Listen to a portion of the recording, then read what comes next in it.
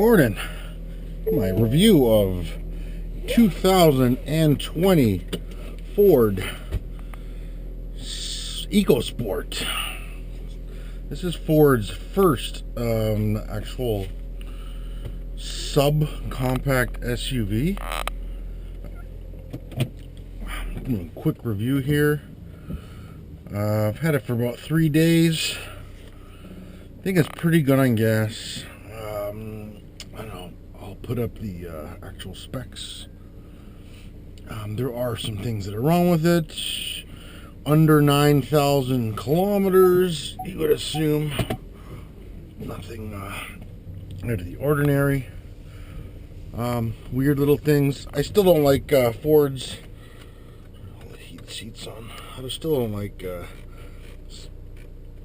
numeric temperature gauges. I prefer, but I mean, I am a very extremely old man.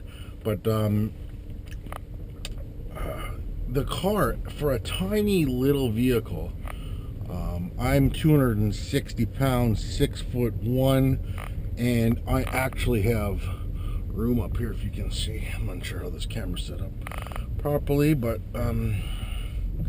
yeah, there is I got 4 inches of room above my head, and I'm not leaning all the way back.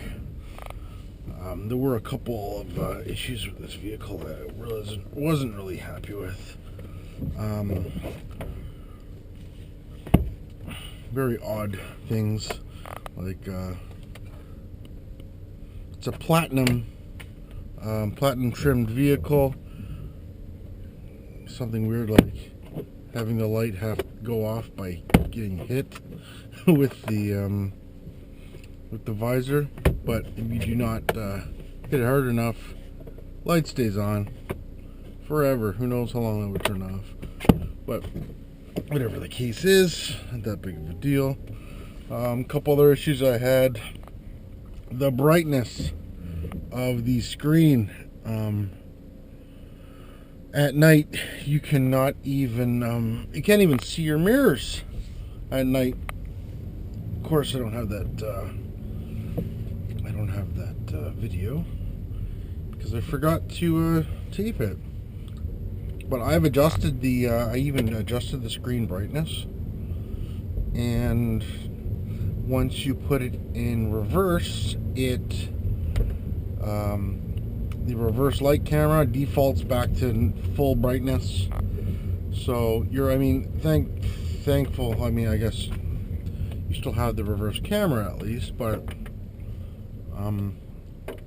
what doesn't make sense is the fact that it blinds you from using your mirrors, so you're fully relying on the reverse camera instead of actually using your mirrors.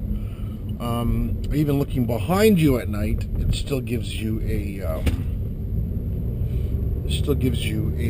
glare. Even when you turn around, the screen is so bright. I'll show you in a minute here. A couple other weird things: that back door gate.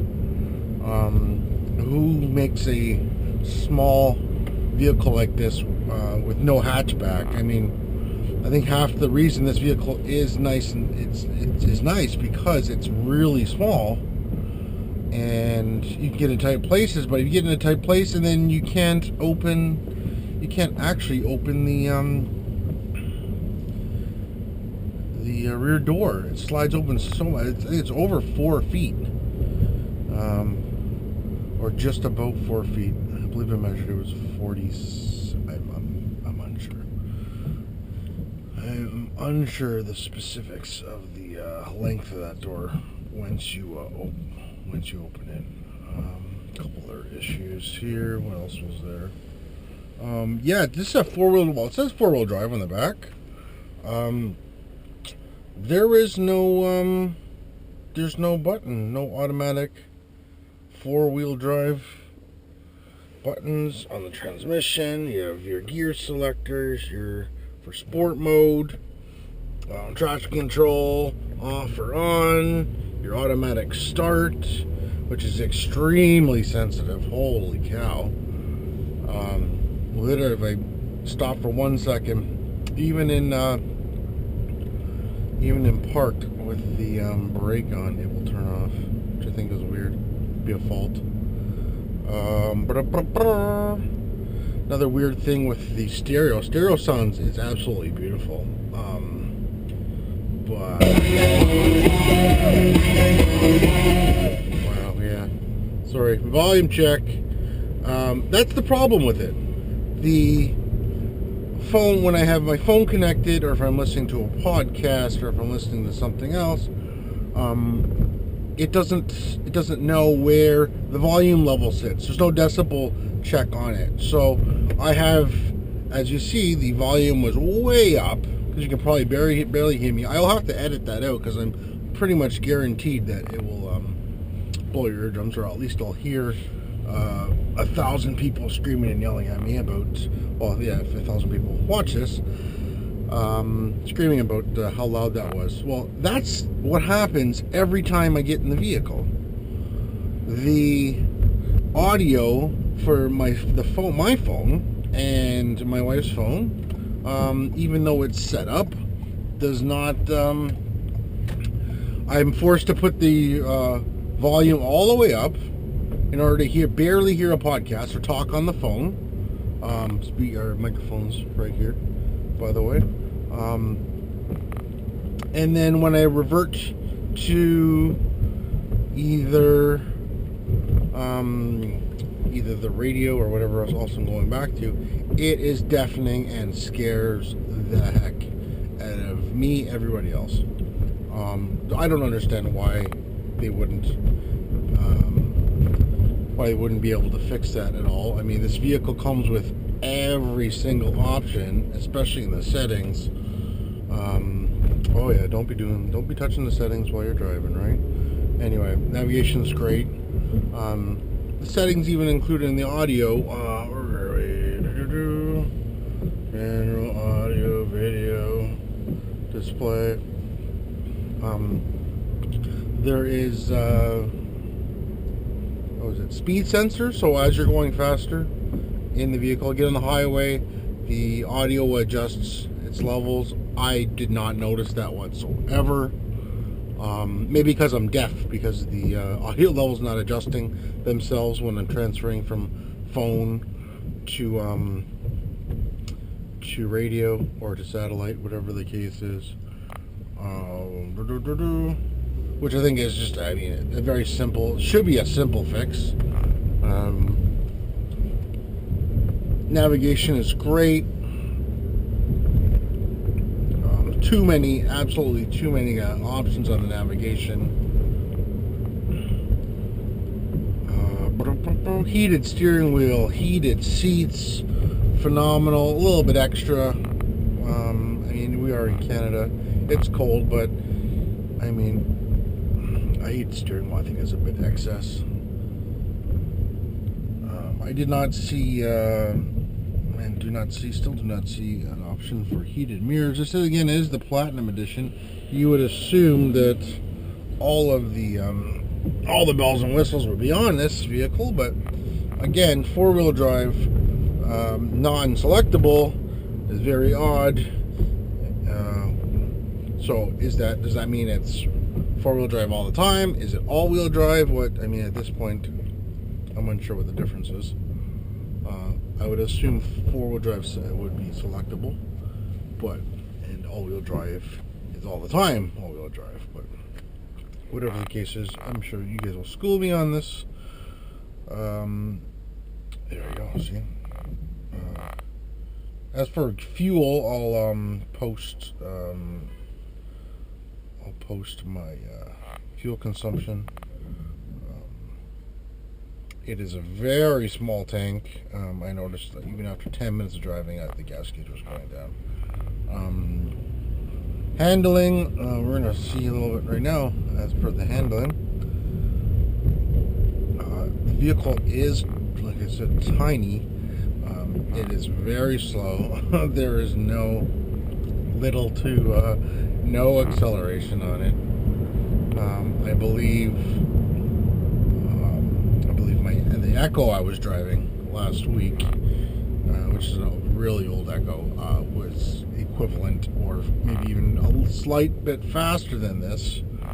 This vehicle feels amazing on the highway, though. I believe I was doing 140 yesterday, and very comfortable.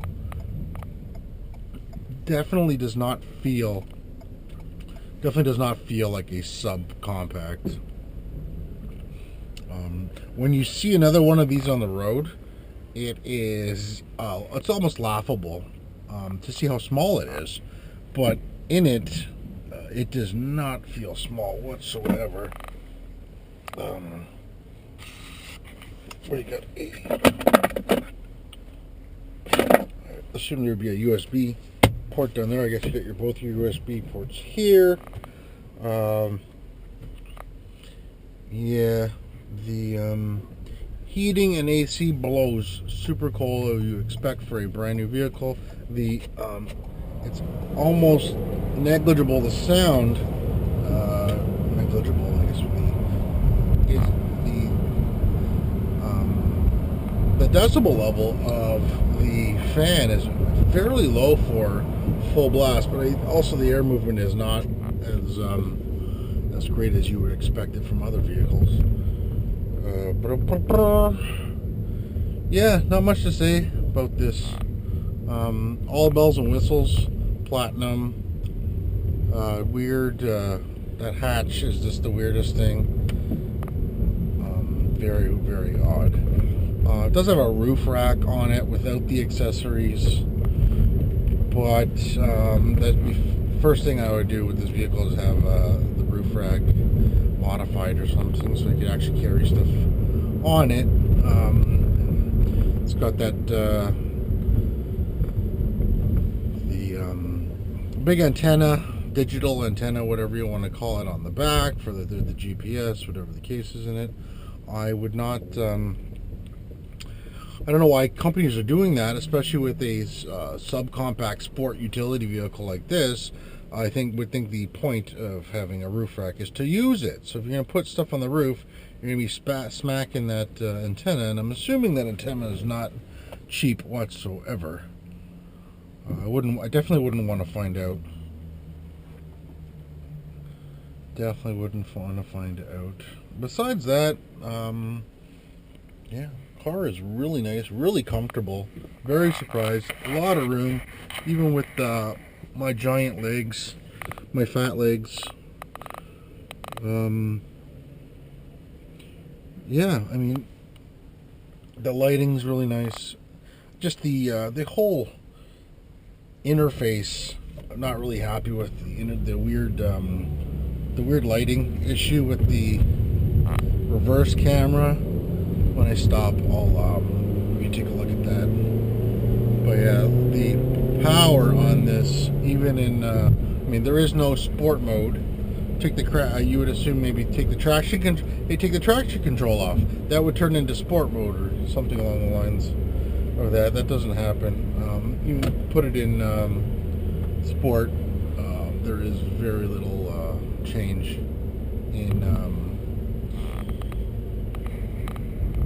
in performance. As you'll see in a second here. What else? There's a couple weird things. Yeah, the odd thing about... Oh, there I am. Hello. Sliding telescopic visor. Unfortunately, we're missing a little bit here, folks. Come on, if you're gonna slide it, you have the little extender here. Goes back in there. Yeah, I don't know who the engineering behind this, but I'm sure that's not a cheap vehicle. I will post how much this vehicle is for 2020. Alright, so this is floored in sport mode.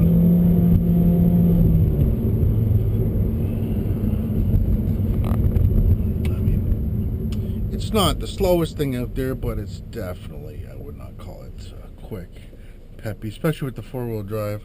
Let me turn traction control off. The automatic start goes off when in I'm going to call it sport mode, but all it does is rev up to 6,000 before shifting.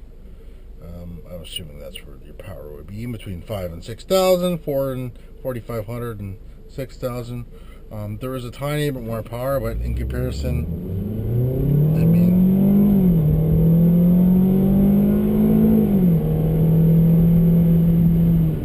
that's a lot of screaming and yelling. It's not really going anywhere. Yeah. I would have expected a little bit more. Maybe it's because the four-wheel drive system. I'll try it again. I'll take the traction control off at the next light, and then go put fuel in it. Check the handling on it is fairly good. Couldn't peel the tires, even when skidding around a corner. I won't be doing that in traffic today, unfortunately. Maybe next review. Let me get this car again. Let me know what you guys want me to review, if you want me to review. And if you just want me to shut up and go back to my regular day job, which is, I don't even know anymore. So we're still in this damn pandemic. Yeah, that's about it, I think. Screw this traction control off, or are we right there?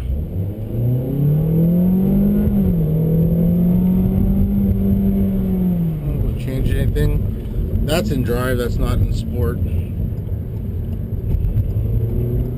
And these are all season tires.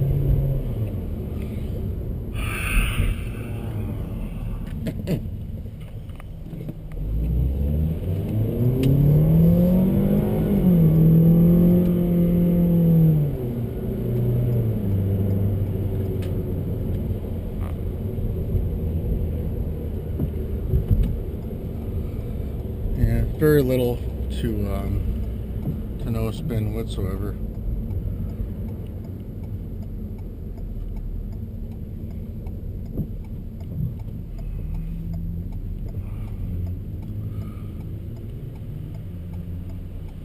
Yeah, I didn't find any difference between sport mode. Little to no difference between sport mode and drive. Traction control off or on, no difference in performance. I mean, that's in the rain. In the rain, come around the corner, flooring it. I mean, is that a testament to the tires? I don't know. A lot of screaming and yelling with the car. One thing I did notice about this car, I forgot to mention, was the insulation, the sound. It's a small vehicle, a small economy vehicle. I mean, eco's in the name, which again, oddball. Everything Ford is eco, though. Eco-friendly, eco sport. Isn't their turbo motors called something eco now? All of their V6 and 4 cylinders with these big turbos on them make quite a lot of power. Reliability, let's see what happens when those cars get to 100, 200,000 kilometers and they all explode. Like our again, look, the vehicle, I don't understand why any of these vehicles will automatic shut off. When your signal light is on, that should never turn off. I think that's a safety issue. Oh yeah, we're trying to save gas, but I'm also trying to confirm, make sure that my life is safe also. I mean, I should just shouldn't have to turn the auto start off when in signaling. Even though the auto start on this is very, very fast, and very little clunk in comparison to other vehicles I've tested. Mercedes was the worst one so far that I've tested. The CLA 230, I believe it was. The clunk on it when starting back up, especially when making a turn, was fairly fairly disturbing. I felt like as if I was doing damage to the transmission, which probably was. But again, that vehicle was under warranty. Thank someone, thank God, because I wouldn't want to put money into something like that.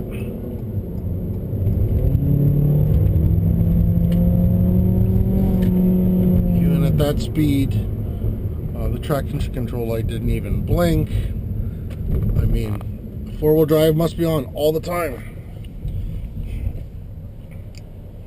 Again, if you have all these electronics, why are not these things selectable? Gas, again, we'll look at the gas consumption, and when I do my reviews, for the first tank, or at least the first half tank, I drive the vehicle very respectively. We're not just at the end of the videos I start checking out the handling, acceleration, pedal to the floor, acceleration, handling, braking. When I'm testing out the everyday, the fuel consumption, everyday driving, I am not. I'm driving the vehicle like a normal person, I would assume. Maybe even less. I'm not aggressive driver whatsoever. But sometimes in traffic, you have to do what you have to do to get in and out, especially down here in Toronto. Again, I may have to do go over top of this audio. Audio on this GoPro is not the greatest. The video is not too bad, not too shaky. If not, I'll just cut it out and you won't hear any of what I'm saying now. Alright, there you go. Oh, I forgot to put the vehicle in reverse to see how bright. I have the brightening down, the brightening. I got the brightening down. I have the brightness down on the screen all the way. You notice if I turn the lights on or off, the screen does not change. Normally it would, from daytime to nighttime. Automatic lights, which I don't understand why we even have these things anymore. Lights are on or off. The headlights are always on. Daytime, nighttime lights anyway. So it's hard to even tell if your lights are on. Just have the lights on all the time. I don't understand. Have your brake lights on all the time. You have daytime running lights. Why aren't there rear running lights on all the time? I mean, are the LEDs, the bulbs, are they that expensive? You know, shouldn't he's taking up that much energy? I'm just gonna pull in to get fuel up here soon. Yeah, do a quick walk around again on the vehicle.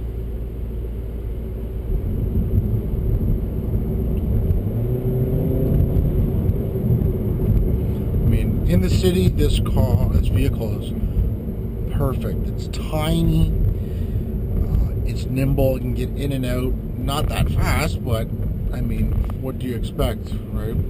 I'm just more surprised about how big it feels and not how small it actually is. You wouldn't think a vehicle this tiny would actually feel big on the inside. I mean, it is nice. It's a nice size on the inside. Where is my gas gauge? On driver side gas gauge.